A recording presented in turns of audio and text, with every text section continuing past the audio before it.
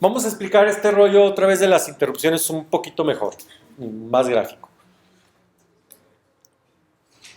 Tenemos, por ejemplo, que un comportamiento de un reset es justamente que yo en mi señal de reset la pongo en alto, ¿sí?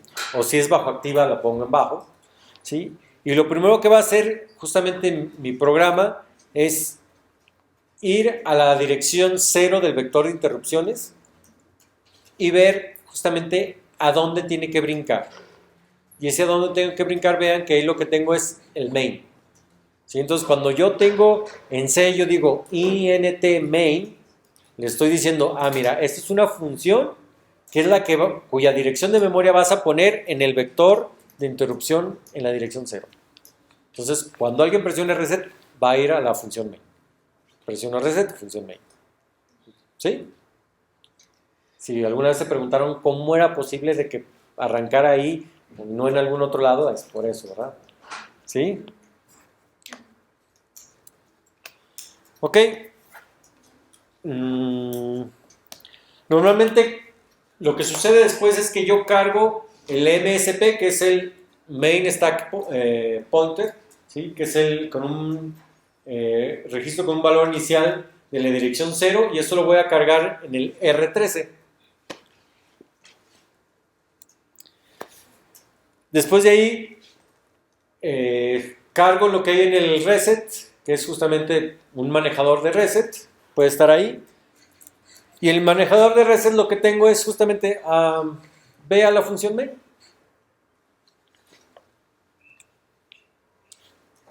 ¿Dónde voy? Sí. Bueno, dice, de manera opcional el reset puede brincar a la función main. Es decir, puedo hacer otras cosas o irme a la función main. ¿Sí? Esto es un comportamiento normalmente muy específico de los ARM, pero algo similar pasa en las computadoras, en Intel, en cualquier otro lado, ¿no? Realmente vamos primero al vector de interrupción ceros, de ahí sacamos información y vamos navegando hasta que llegamos, puede ser a cargar un sistema operativo, a cargar un BIOS, a cargar un programa que me ayude a hacer otras cosas, ¿no? ¿Sí? En el Android, pues obvio que debe de haber un programa que cargue el Android, ¿sí?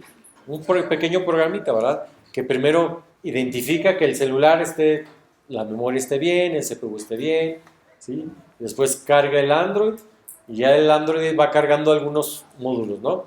Todo eso lo podemos ir viendo a través digamos, de llamadas a memoria, o en este caso, llamadas a funciones, o en este caso que no tenemos funciones todavía, sería a través de interrupciones, ¿verdad? ¿Sí? Nos apoyamos de esas interrupciones. ¿Sí? Entonces, repito otra vez, si alguien presiona el reset, voy al valor 0, ese valor 0, ahí encuentro el main stack pointer, ¿sí? Lo pongo en el R13, después vean que se incrementa, ¿sí? Y ahora voy a cargar, recordar que estos son registros de 32 bits, es decir, 4 bytes, por eso va de 0, 4, 8, 6, ¿sí? 1, 0 y demás, ¿no? Después de cargo el reset, me voy a hacer lo que el usuario en este caso, o el diseñador del sistema quiere que suceda cuando alguien presiona reset. ¿Sí? Por ejemplo, ¿qué podemos decir? Imagínense que tenemos, ¿qué les gusta?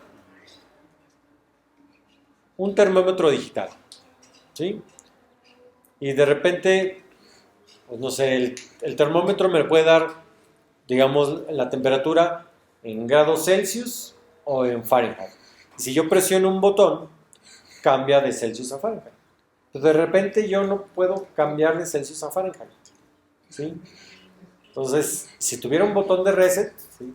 Reiniciaría el sistema, ¿sí? Volvería a empezar a cargar todo de nuevo, ¿verdad? Si es un error de software, normalmente volvería a caer en el error, tendría que volver a sacarlo con un reset, ¿verdad? Si es un error de hardware o algo que esté atascado por ahí, probablemente no vuelva a ocurrir, ¿sí? Probablemente, ¿sí? Entonces, justamente este reset me serviría para llevar o salir justamente de ese estado. Ahora la otra, si yo quiero hacer algo, cuando alguien presione reset, a lo mejor sería interesante decir, bueno, imprime en pantalla a lo mejor algún código de error, ¿sí? Que se te quedó grabado por ahí, o di cuál fue la última instrucción que estabas ejecutando, no sé. Algo que le pueda servir, digamos, al usuario, o en este caso al diseñador, ¿sí?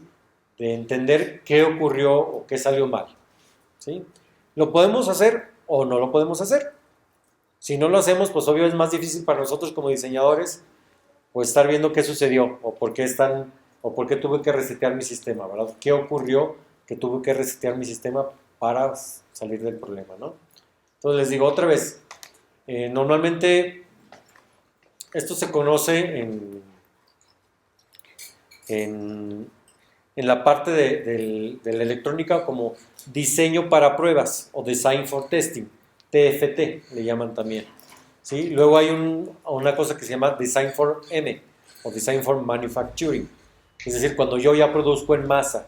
Si en este caso yo lo único que quiero es probar, a lo mejor tengo un diseño que me permite hacer pruebas, ¿verdad?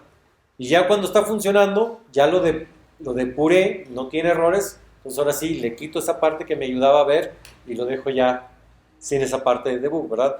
Por eso también, lo vamos a ver en nuestro programa, tenemos una versión o el programa tiene dos versiones, o puede correr dos versiones, una versión de debug, es decir, donde yo estoy depurando mi sistema, o una versión de release, donde ya no tiene errores, o puede tener errores, pero no los he encontrado todavía, ¿sí? Y yo libero, por eso se conoce como release, de liberar, yo libero una versión, ¿sí? Entonces es la versión que ya todo el mundo puede traer, se detecta un bug, sigo trabajando, encontré el bug, lo reparo y saco otro release. Entonces normalmente ahí ven el control de versiones que es la versión 1, y luego la versión 1.1, y luego la versión 1.1.1, la versión 1.1.1.a, y así me la llevo, ¿verdad? ¿Sí? ¿Estamos? Ok. Entonces, bueno, si ocurre una excepción, ¿sí? Ya no nada más el reset, sino cualquier otra excepción. Por ejemplo, alguien habilitó la interrupción. Yo tenía una interrupción para cuando alguien presionaba un push button, ¿no? Entonces, alguien presionó el push button, ¿sí? Entonces, voy a suponer que ese push button estaba en la dirección 80, ¿no? Era su IRQ, ¿no? Entonces, en el 80 tengo ahí la dirección que me va a decir, ok, ve al manejador de excepción, ¿sí? Vean que del main se va al vector de excepciones, saca la información y regresa, en este caso, al manejador de funciones. Todo esto está viéndose en términos de la memoria, ¿verdad? Si yo estaba en el main, por allá ejecutándose, ocurre la interrupción y regreso al vector de interrupciones que están normalmente en las primeras direcciones de memoria. Obtengo la dirección de memoria del manejador de la interrupción y voy a ejecutarla y luego regreso al main. Bueno, supongo yo que es lo que va a suceder. ¿Sí? Ejecuto la interrupción y regreso al main, ¿verdad?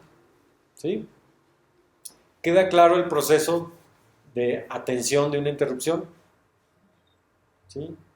Entonces, vean que es muy importante tener muy claro el vector de interrupciones, ¿verdad?